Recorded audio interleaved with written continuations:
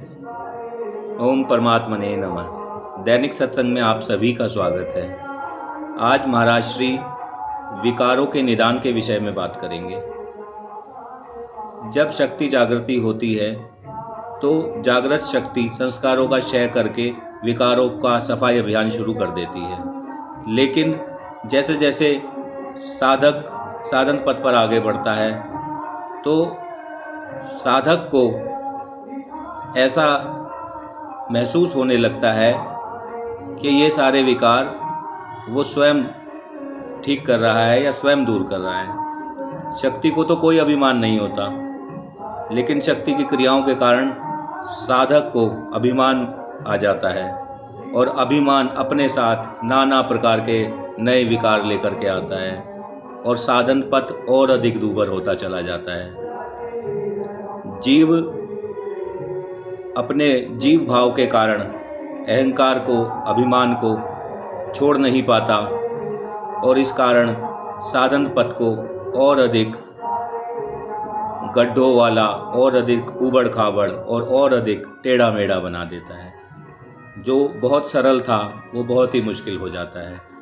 विकारों के निदान के विषय में और अधिक गहराई से जानते हैं। आइए चलते हैं महाराज श्री के आज के सत्संग में। जय गुरुदेव। महर्षि के सानिध्य एवं सत्संग से नित्य नया उत्साह, नई उमंग मन में उठ रही थी। एक एक करके अंतर में गांठें खुलती जा रही थी, शंकाएं निवृत्त हो रही थी तथा मार्गदर्शन प्राप्त हो रहा था। महर्षि सदैव ही अपने भाव में स्थित रहते थे। ना तो उनके चित्त से कभी भी अध्यात्म सुख दूर होता था, ना ही मन में कोई विकार ही उभरता था। आज भी वह सौम्य मूर्ति आंखों के सामने वैसे ही उपस्थित है। इतना कुछ होने पर भी मेरे मन के विकार अभी तक हार मानने को तैयार नहीं थे। कभी भी अवसर पाकर अपना अस्तित्व दिखा देते थे। काफी प्रयत्न करता, मन को साध में लगाता कि तो समुद्र की लहरों की भांति विकारों की लहरें भी एक के पश्चात एक उभरती ही चली जाती। अपना प्रयत्न कुछ भी काम नहीं करता। कई बार शरीर तो आश्रम का कुछ काम कर रहा होता, पर मन में विकारों का तूफान अपना रंग जमाए होता। कुछ समझ में नहीं आ रहा था कि इन अंतर असुरों को कैसे छुटकारा प्राप्त हो। अंत महर्षि के समक्ष ही अपनी समस्या प्रस्तुत करने का निश्चय किया। सुनकर महर्षि ने कहा, इस तरह मन ही मन अपने विकारों से लड़ते लड़ते एक दिन तुम हतोत्साह हो जाओगे तथा साधन विमुख बन जाओगे। अपने मन में पहले कुछ बातों को स्पष्ट समझ लो। जीव के अंतर में विकारों का होना स्वाभाविक है। जन्म जन्मांतर तक मोहयुक्त कर्मों में लिप्त रहने का और परिणाम हो भी क्या सकता है। सत्संग करने से कुछ देर के लिए सत्संग का प्रभाव तथा भाव मन पर छा जाता है। विकार दब जाते हैं, पर जड़ मूल से नष्ट नहीं होते। सत्संग का रंग थोड़ा भी फीका पड़ने पर विकार पुनः उभर आते हैं तथा तुम्हें अपनी उपस्थिति का एहसास करवा देते। अभी काफी लंबे समय तक ये विकार तुम्हारे मन को छोड़ने वाले भी नहीं हैं। अनेक साधक वर्षों से साधनरत हैं, क्रियाएं भी अच्छी होती हैं, सेवा भी करते हैं, भाव भी उत्तम है, फिर भी अभी तक मन के विकार मन में ही जमे बैठे हैं। हमें देखो, सारा जीवन साधन नहीं बता दिया, फिर भी कई बार विकार आकर अपना अस्तित्व जता जाते हैं। तुम यत्न कर सकते हो, भगवान को सहायता के लिए पुकार सकते हो, प्राणायाम जप पाठ कर सकते हो, पर विकार मन से अभी जाएंगे नहीं। तुम उन्हें दबाओगे तो वह तुम्हें और भी अधिक दबाएंगे। तुम मन में सतगुण भरने का प्रयत्न करोगे तो वे सतगुण को बाहर निकालने का प्रयत्न करेंगे। इसलिए ऐसा मार्ग अपनाना होगा जिससे जब तक मन में विकार हैं उपद्रव ना करे। वो है क्रिया साधना में। क्रिया साधना में भी बड़ी सावधानी पूर्वक रहने की आवश्यकता है। क्रियाओं का काम संस्कारों को उभारना, उदार बनाना तथा चित्त में क्रियात्मक रूप प्रदान करना है। सतगुणी संस्कार की सतगुणी क्रिया रजतम की रजतमात्मक क्रिया हो गई। विकार युक्त संस्कारों की विकारात्मक क्रिया हो गई। क्रियाओं का रहस्य मन को निर्मल बनाना है, किंतु कई बार विकारात्मक क्रिया होने पर भी साधक उसे सहन नहीं कर पाता तथा लुढ़क जाता है, विकार को समर्पित हो जाता है। विकारों को ही साधन बनाकर तुम विकारों को समाप्त करने की ओर आगे बढ़ सकते हो। इसमें विकारों को समाप्त करने के प्रयत्न के स्थान पर उनके प्रवाह की दिशा को साधन अभिमुख मोड़ दो। क्रोध आए तो अपने दोषों पर करो। श्रृंगार करना हो या तो भगवान का करो या अपने मन को सद्गुणों से सजाओ। राग उदय हो तो प्रभु से प्रेम करो। मन में लोभ आ जाए तो प्रभु कृपा प्राप्ति का लोभ सर्वोत्तम है। जब अपने विकारों का इस प्रकार उपयोग करने लगोगे तो वे बाधक नहीं होकर साधक हो जाएंगे।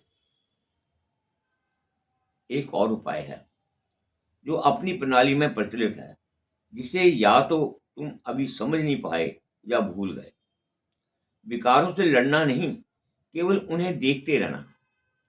जिस प्रकार अन्य क्रियाओं की दृष्टा भाव से देखते रहते हैं, उसी प्रकार विकार युक्त क्रिया को भी। ये मैं फिर याद करवा दूं कि क्रियाएं शुद्धि के लिए हैं। यदि घर में कचरा भरा है तो सफाई करते समय कचरा ही बाहर निकलेगा। इसलिए विकार युक्त क्रिया से ना घबराना, ना बचना और ना नहीं होने की कामना करना, ना रोकना। क्रिया से दूर रहकर बिना किसी प्रयास के केवल देखते रहना। विकार की क्रिया भी शांत हो जाएगी तथा तत्संबंधी संस्कार भी क्षीण हो जाएंगे। शक्ति के कोण पर खड़े होकर देखा जाए तो सभी क्रियाएं गुणों के आधार पर हैं। शक्ति का खिलवाड़ है। अध्यात्म दृष्टि से जैसे तम अशुद्धि है, वैसे सत भी अशुद्धि है। तथा सभी प्रकार की क्रियाओं से भिन्न रहकर देखते रहना उपाय है। इस संबंध में महाराज जी सुनाया करते थे। एक बार एक यात्री जंगल में जा रहा था तो 3 डाकुओं ने उसको घेर लिया। एक ने कह दिया कि इसको मार दो, उसको सब कुछ छीन लो। दूसरे कहा जंगल है, मारने की क्या जरूरत है, पैसे ले लो, उसको छोड़ दो। तीसरे ने कहा भाई इसको रास्ता दिखा देते हैं, अपने गांव में पहुंच जाएगा। तो उन्हें पैसे ले लिए, उसको छोड़ दिया। जो तीसरा था वो गांव का रास्ता दिखाने के लिए चल पड़ा। जंगल के बाहर आके कहने लगा वो तुम्हारा गांव है। वो कहता आपने मेरी जान बचाई, चलो मैं आपको सेवा करूं, आपको चाय वगैरह पाऊं। तो वो कहने लगा मैं आपके गांव में नहीं जा सकता, तो मैं भी डाकू हूं। सतोगुण जो है, रजोगुण तमोगुण तो आप हटा लोगे, लेकिन सतोगुण में हमारा अहंकार और बढ़ जाता है, उससे बचना बहुत मुश्किल हो जाता है। कोई सद्गुण काम करेंगे, हमने ये किया, हमने ये किया, हमने ये किया, अहंकार और बढ़ जाएगा और इससे और गिरावट हो जाएगी। कहते हैं तुमने अपने अंदर में विकार उदित एवं विकसित तो कर सकते हो, ही नहीं। जीव का कार्य अंदर बाहर गंदगी फैलाना है, शुद्धता, पवित्रता, निर्मलता नहीं। ये गुण आत्म तत्व के हैं। उसी के निर्मल प्रकाश में शुद्धिकरण का निर्मल कार्य संपन्न हो सकता है। यदि यही जीव तथा आत्मा में अंतर है। जीव यदि शुद्धिकरण का प्रयत्न करता है तो ये उसका मिथ्या अभिमान है, क्योंकि उसमें अहंकार रहेगा। उत्तर यही है कि जिसका काम उसी को करने दिया जाए। जितना ही अधिक हस्तक्षेप किया जाएगा उतना ही अधिक देर लगेगी। अतः अपने अहम को एक ओर खड़ा कर दो, केवल देखने के लिए। चैतन्य को ये कार्य करने दो। अतः यदि तुम इन बातों को पर गहराई से विचार करो तो विषय स्पष्ट हो जाएगा। तुम समझ ही गए होगे कि विकारों से युद्ध करना शक्ति तथा समय का अपव्यय है। जितना दबाओगे उतना ही विकार अधिक उछलेंगे। विकारों के वेग को सहन करो, उनके प्रति समर्पण करना है तो अंतर्जागृत सत्य के प्रति करो, जो माता के समान हितकारी है, पिता के समान पालक है, गुरु के समान ज्ञानदाता एवं मार्गदर्शक है। यही साधन है।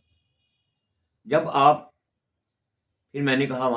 आप नेपाल में थे तो साधकों की बातचीत सुनने का काफी अवसर प्राप्त हुआ।